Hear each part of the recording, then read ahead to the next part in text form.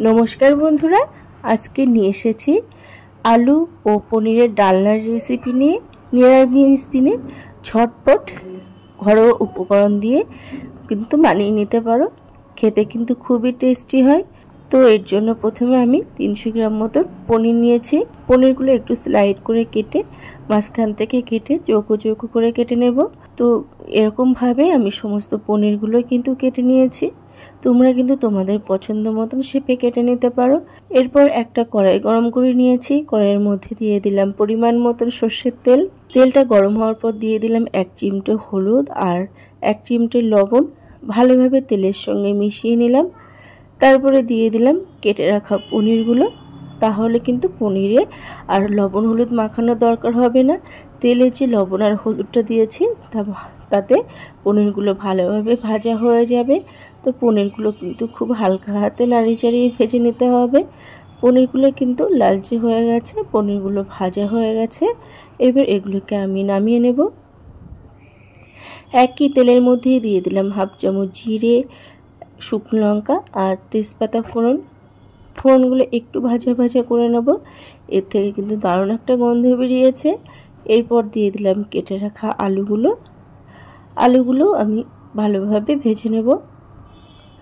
তো আলুগুলো কিন্তু ব্রাউন হতে শুরু করেছে, আলুগুলো একদমই ভাজা হয়ে গেছে। এরপর এর মধ্যে আমি দিয়ে দেব কেটে টুকরো করে রাখা কিছু টমেটো। তোমরা এখানে টমেটো পেস্টও ব্যবহার করতে পারো। টমেটোটা মজতে আমি একটা মশলা করে নেব। একটা মিক্সিং জারের মধ্যে নিয়ে নিয়েছি আদা কুচি, 1.5 চামচ মতন জিরে, গোটা জিরে, 1 চামচ মতন ধনে আর 2টো শুকনো লঙ্কা আর কিছু গোলমরিচ। তোমরা কিন্তু এখানে গুঁড়োও ব্যবহার করতে পারো।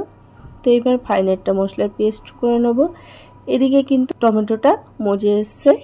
এর মধ্যে দিয়ে দিলাম করে রাখা মশলার পেস্ট। সমস্ত মশলাকে ভালোভাবে আলুর সঙ্গে কষিয়ে নেব। তারপর এর মধ্যে দিয়ে দিলাম রঙের জন্য 1 চামচ হলুদ গুঁড়ো, স্বাদ মতন লবণ আর অল্প একটু চিনি। চিনিটা দিলেও কিন্তু এর সুন্দর একটা কালার আসে। আর নিরামিষ রান্নাতে অল্প একটু চিনি দিলে স্বাদের ব্যালেন্সটা খুবই ভালো হয়। এরপর দিয়ে দিলাম পরিমাণ মতন গরম জল। জলটা দিয়ে ভালোভাবে মিশিয়ে নিলাম। এবার এটাকে আমি 10 মিনিট মতন ফুটিয়ে নেব। তো 10 মিনিট পরে কিন্তু ঝোলটা একদমই কমে এসছে। এরপর এর মধ্যে দিয়ে দিলাম ভেজে রাখা পনিরটা দিয়েও ভালোভাবে এটাকে মিশিয়ে নেব। আরও কিছুক্ষণ ফুটিয়ে নেব। নামানোর আগে দিয়ে দিলাম 1 চামচ গরম মশলা গুঁড়ো। ভালোভাবে মিক্স করে নিলাম আর একটু ফুটিয়ে নেব। তো বন্ধুরা, রেডি হয়ে গেল দারুণ স্বাদের আলু পনিরের ডালনা। এইভাবে কিন্তু তোমরা একবার নিরামিষ দিনে বানিয়ে দেখতে পারো, খুবই ভালো লাগে খেতে। রেসিপিটা তোমাদের কেমন লাগলো অবশ্যই কিন্তু কমেন্ট করে জানিও। আজ এই পর্যন্ত, আবারও হাজির হব অন্য কোনো রেসিপির সাথে।